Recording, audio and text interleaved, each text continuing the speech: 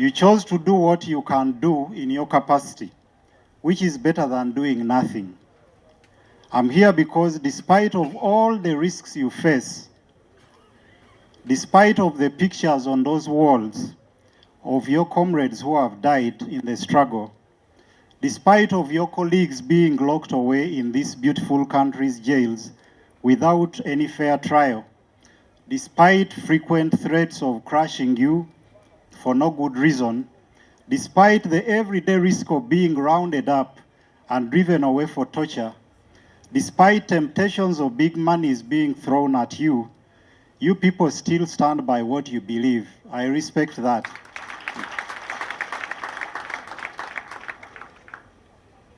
Yes, it is indeed surprising that with all that has happened at this place, you can still come here and find people seated here.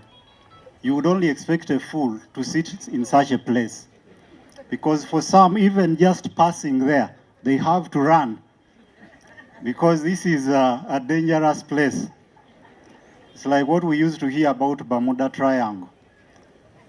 So for you to choose to still stay in a place that is that risky to be, especially where the risk is not for having broken any law, but for standing by a certain cause.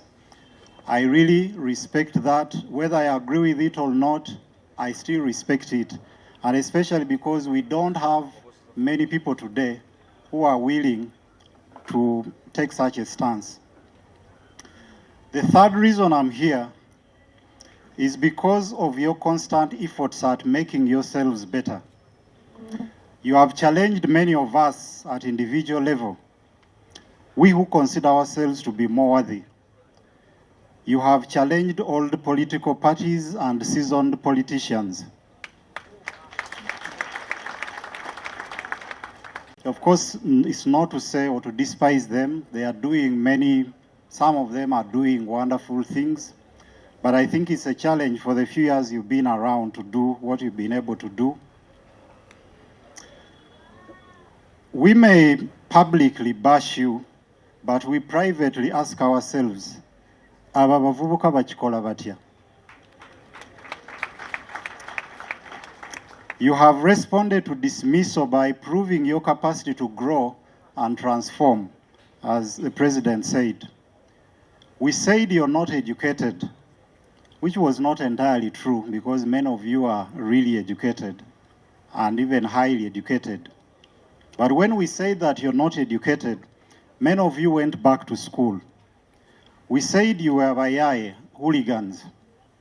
Although I think many of you might have believed, like I do, that there is nothing wrong with carrying dreadlocks. You painfully cut them off to fit into the public's idea of a decent person. After all, and this reminds me of a song by Morgan Heritage. You don't, yes, right. You don't have to dread to be Rasta. Are you? You don't have to dread to be Rasta.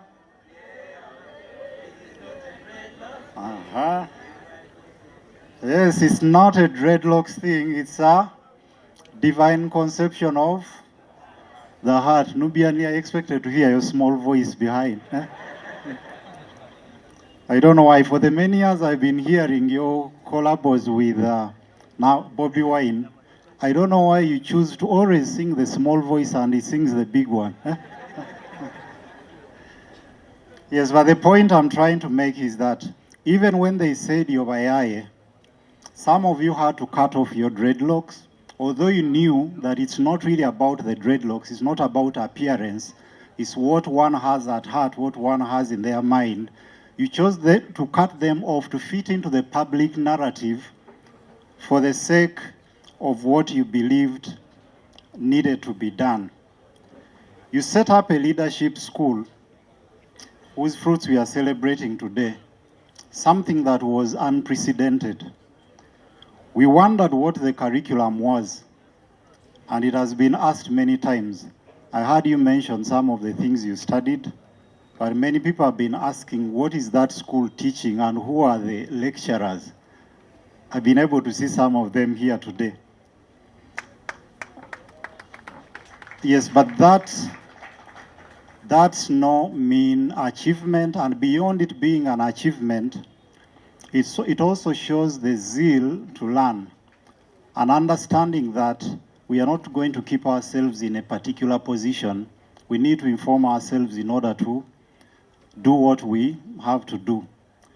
Someone said that, I forget the name, that if he was given a task of cutting down a tree and he was given 4 hours, he would spend the first 3 hours sharpening the axe and maybe 1 hour to cut the tree.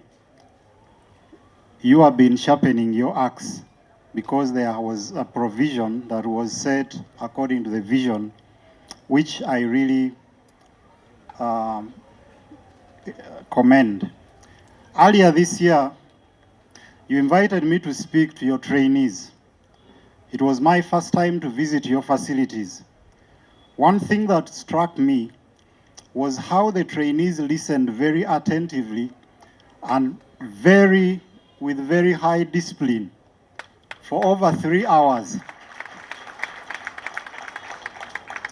For over 3 hours, I overstayed my welcome. I was invited to speak for 1 hour. I ended up speaking for 3. But they stayed there listening attentively. And the discipline with which they took instruction from the director, Miss Doreen Kaija, it was really amazing. At the time I visited the school, it had just been violently raided by security and most equipment had been confiscated. I asked if there was a projector that I could use for my presentation. And Doreen responded, "We don't have, everything was taken." But when I entered the room, I found it packed with people waiting for me. I asked them, "You people, how are you able to still gather in this place, yet you know you can be rounded up anytime?" They simply laughed. I found that commitment and the desire to learn quite impressive.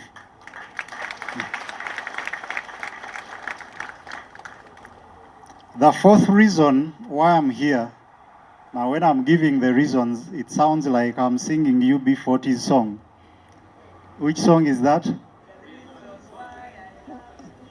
Even Doctor is also into the thing. Yes, reasons why I love you 1, reasons why I love you 2. Now I'm on the 4th reason. This is a selfish one.